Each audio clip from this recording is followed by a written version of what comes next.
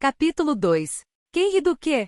Depois do almoço, que foi mesmo uma grande festa, Ângelo voltou ao trabalho e Eulália foi dormir sua sesta habitual da tarde. Vera, Silvia e Emília saíram para passear pela chácara com Irene. A senhora tem um jardim deslumbrante, dona Irene, comenta Silvia, maravilhada diante dos canteiros de rosas e hortênsias.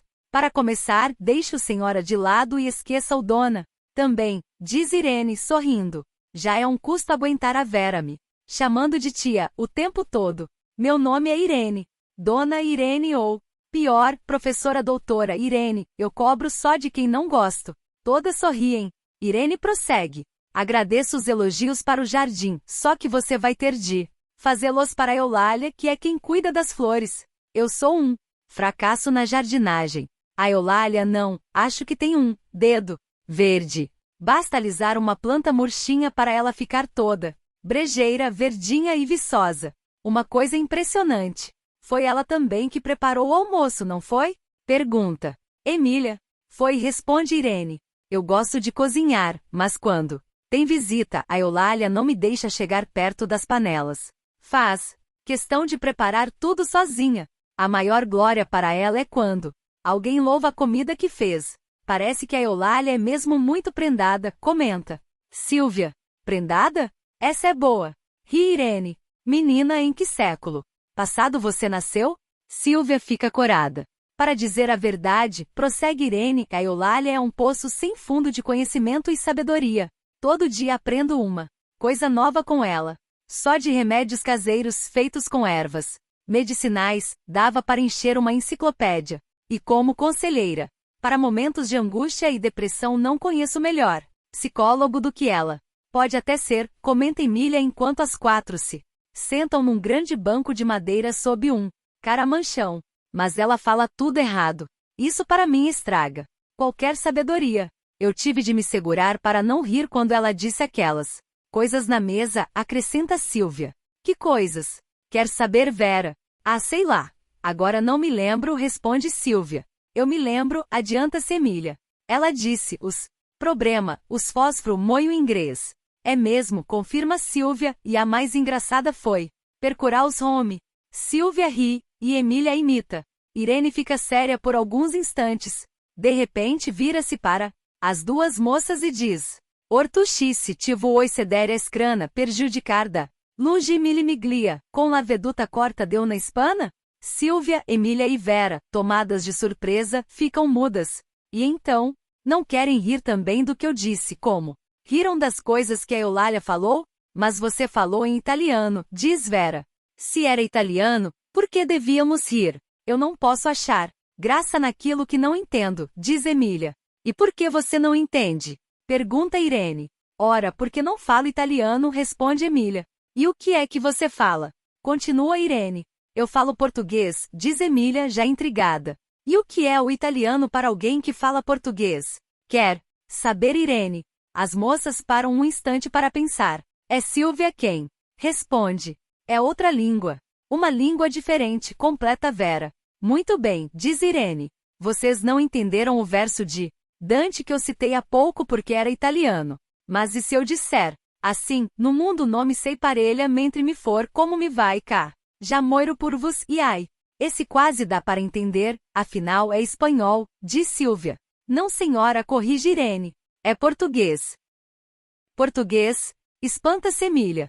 Português, sim, só que do século XII, Idade Média, explica Irene. E que tal alguma coisa assim? Estou-me nas tintas se não te apetece uma bola de Berlim. Vai me dizer que isso também é português? Duvida Silvia. Claro que é português falado em Portugal. Significa.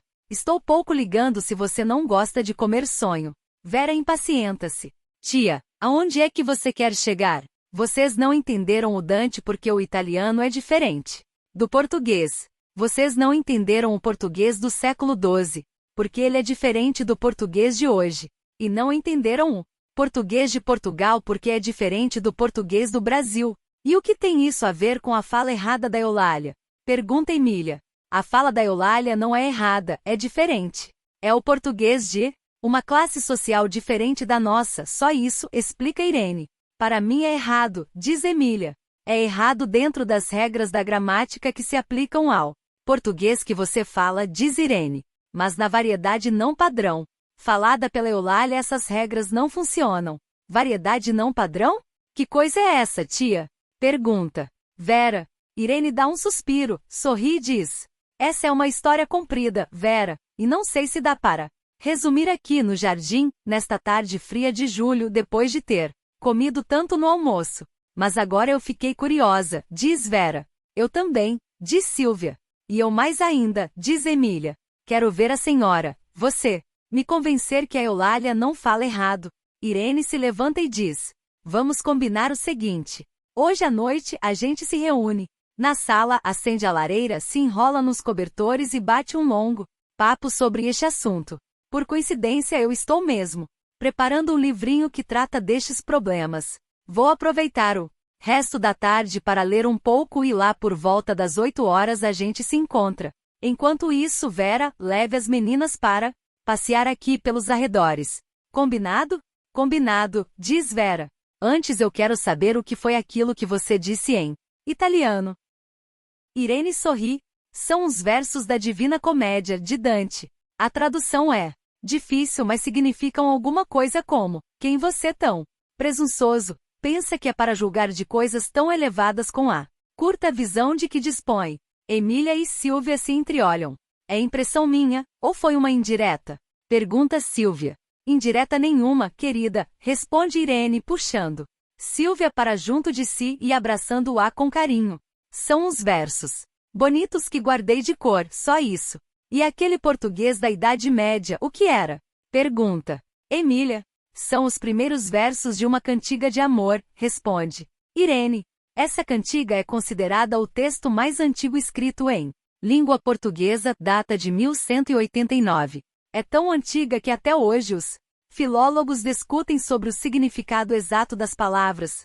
Mas agora, chega de conversa. Vão passear. Durante o passeio, aproveitem para pensar na resposta que vocês dariam à seguinte pergunta: quantas línguas se fala no Brasil?